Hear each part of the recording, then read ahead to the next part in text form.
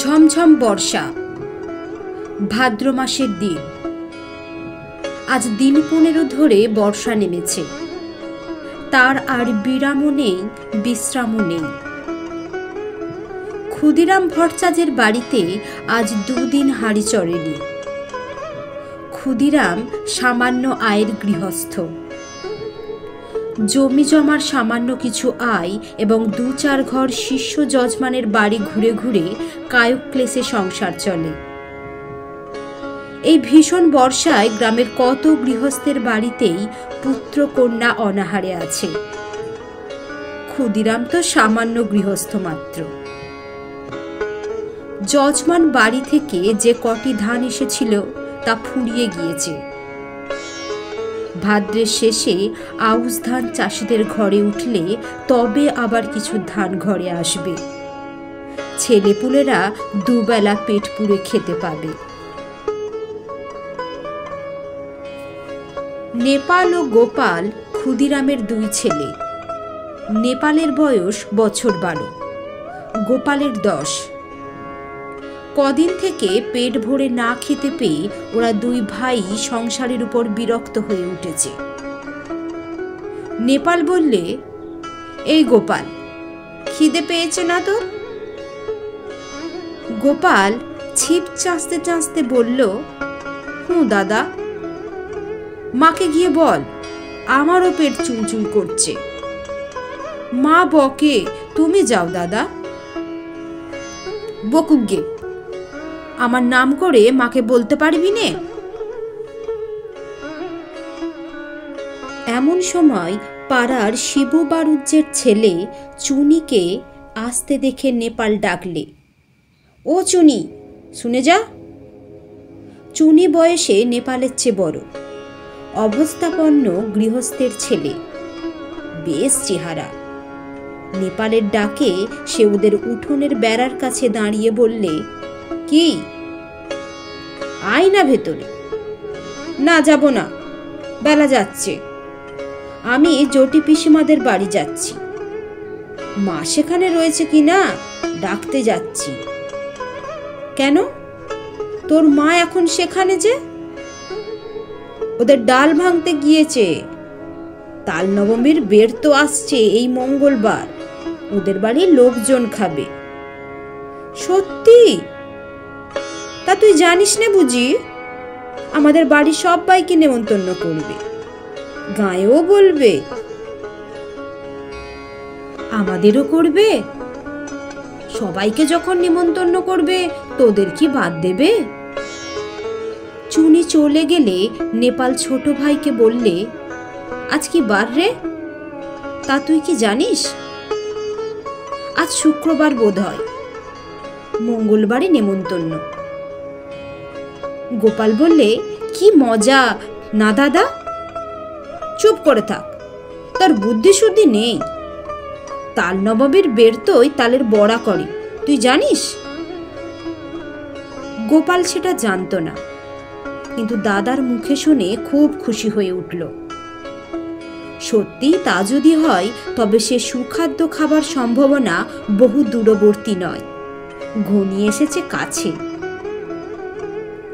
আজ কি বার সে জানে না, সামনের মঙ্গলবারে নিশ্চয়ই তার আর বেশি দেরি নেই। দাদার সঙ্গে বাড়ি যাবার পথে পড়ে জটি পিসিমার বাড়ি। নেপাল বললে, তুই দাঁড়া, ওদের বাড়ি ঢুকে দেখে আসি।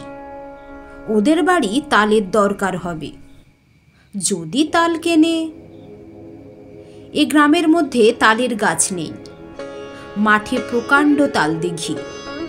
নেপাল সেখান থেকেই তাল কুড়িয়ে এনে গাঁয়ে বিক্রি করে।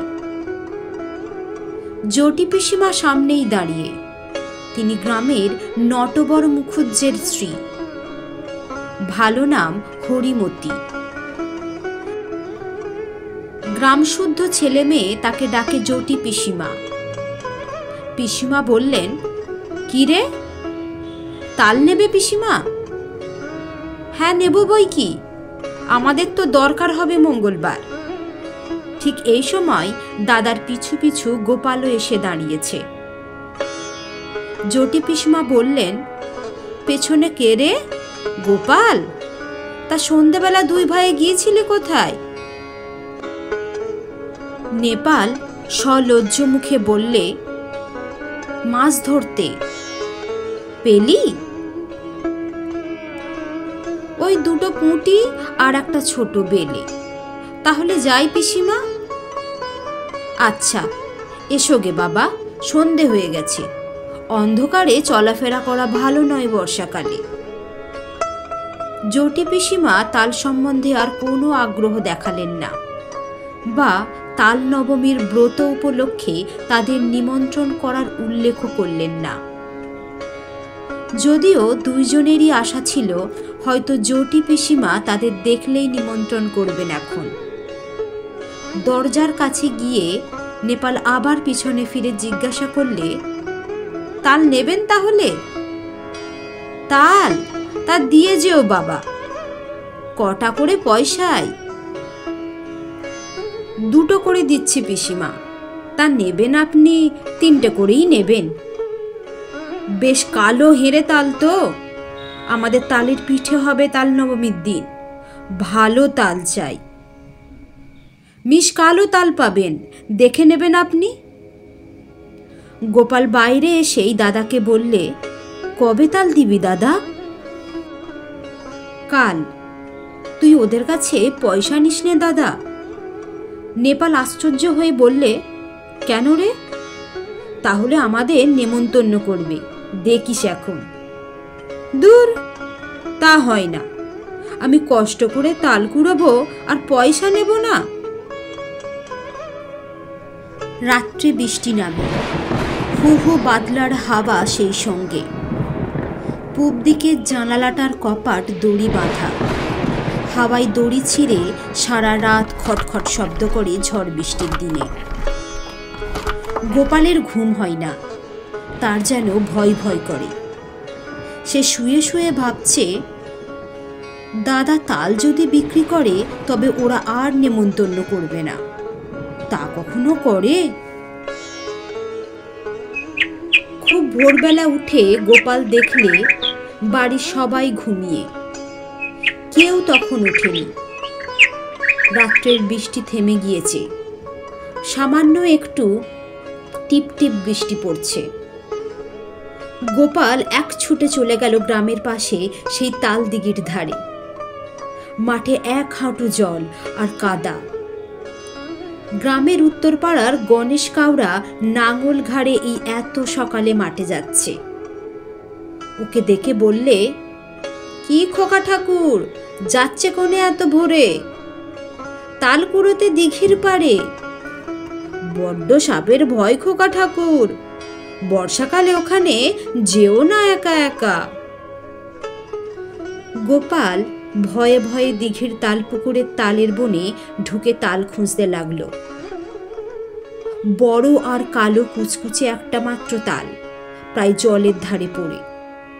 সেটা কুড়িয়ে নিয়ে ফিরে আসার পথে আরো গোটা তিনেক ছোট তাল পাওয়া গেল। ছেলে মানুষ, এত তাল বয়ে আনার সাধ্য নেই। দুটি মাত্র তাল নিয়ে সোজা একেবারে জটি পিসিমার বাড়ি হাজির। জটি পিসিমা সবে মাত্র সদর দোর খুলে দোরগোড়ায় জলের ধারা দিচ্ছেন। ওকে এত সকালে দেখে অবাক হয়ে বললেন, কিরে খোকা?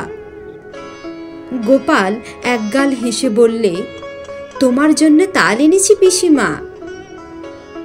জটি পিসিমা আর কিছু না বলে তাল দুটো হাতে করে নিয়ে বাড়ির ভিতরে চলে গেলেন।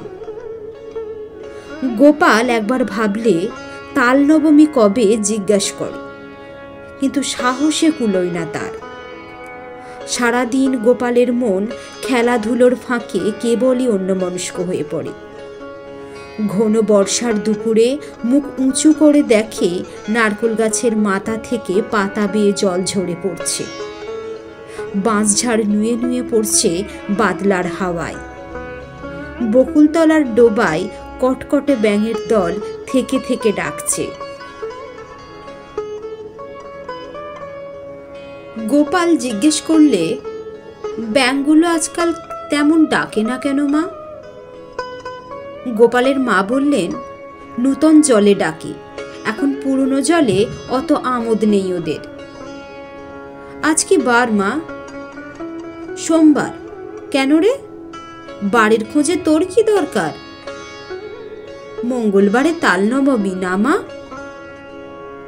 তা হয়তো হবে, কি জানি বাপু, নিজের হাড়িতে চাল জোটে না, তাল নবমীর খোঁজে কি দরকার আমার? সারাদিন কেটে গেল।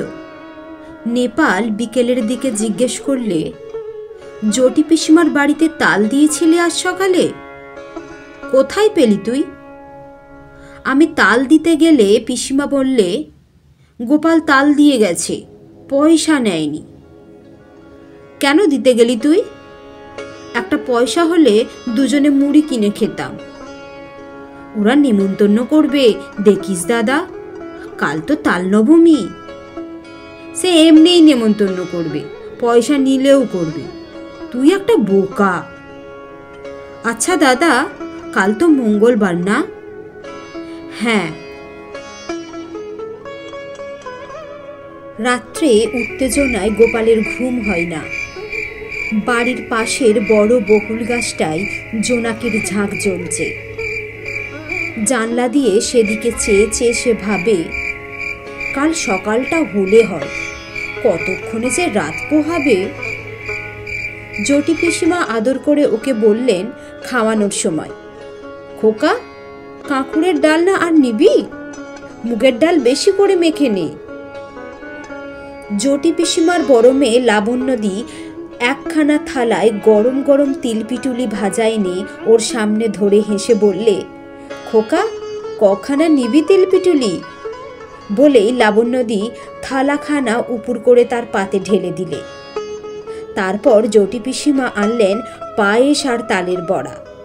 হেসে বললেন, খোকা, যে তাল কুড়িয়ে দিয়েছিলি তাই পায়েস হয়েছে, খা খা, আজ যে তাল নবমী রে। কত কি চমৎকার ধরনের রাধা তরকারির গন্ধ বাতাসে, খেজুর গুড়ের পায়েসের সুগন্ধ বাতাসে। গোপালের মনে খুশি ও আনন্দে ভরে উঠল। সে বসে বসে খাচ্ছে, কেবলই খাচ্ছে। মার হাতের মৃদু ঠেলায় ঘুম ভেঙেছে। মা পাশে দাঁড়িয়ে বলছেন, ওঠ ওঠ, বেলা হয়েছে কত। মেঘ করে আছে তাই বোঝা যাচ্ছে না। বোকার মতো ফ্যালফ্যাল করে সে মায়ের মুখের দিকে চেয়ে রইল।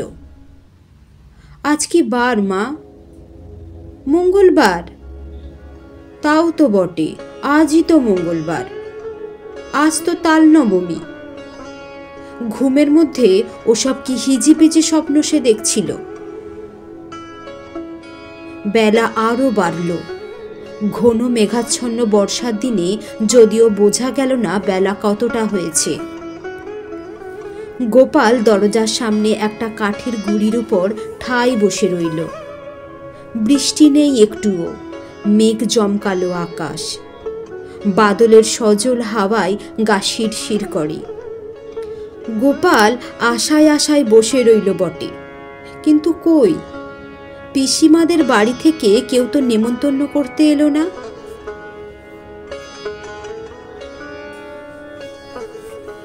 অনেক বেলায় তাদের পাড়ার জগবন্ধু চক্রবর্তী তার ছেলে মেয়ে নিয়ে সামনের পথ দিয়ে কোথায় যেন চলেছেন। তাদের পেছনে রাখাল রায় ও তার ছেলে শানু, তার পেছনে কালীবর বারুজ্যের বড় ছেলে পাঁচু, আর ও পাড়ার হরেন। গোপাল ভাবলে, এরা যায় কোথায়? এ দলটি চলে যাওয়ার কিছু পরে বুড়ো নবীন ভট্টাচার্য ও তার ছোট ভাই দিনু একসঙ্গে এক পাল ছেলে মেয়ে নিয়ে চলেছে। দিনু ভট্টাচার্যের ছেলে কুড়োরাম ওকে দেখে বললে, এখানে বসে কেন রে, যাবি নে? গোপাল বললে, কোথায় যাচ্ছিস তোরা? জটি পিসিমাদের বাড়ি তাল নবমীর নেমন্তন্ন খেতে। করেনি তোদের?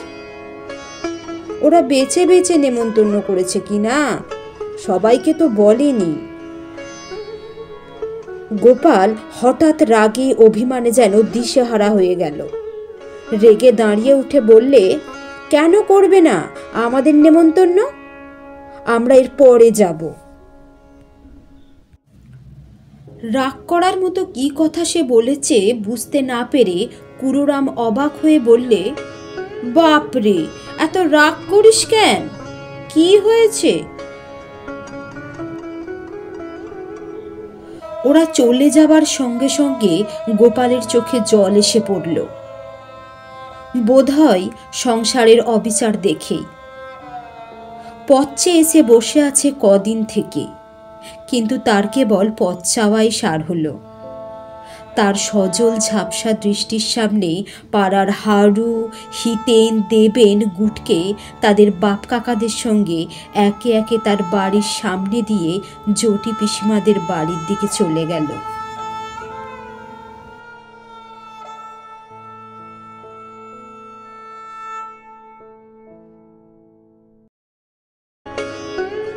আপনারা শুনছিলেন বিভূতিভূষণ বন্দ্যোপাধ্যায়ের লেখা তাল নবনী। আশা করি গল্পটা আপনাদের ভালো লেগেছে। যদি গল্পটা ভালো লেগে থাকে অবশ্যই একটা লাইক দিয়ে দেবেন এবং সাবস্ক্রাইব করে দেবেন। আজকের মতো ধন্যবাদ।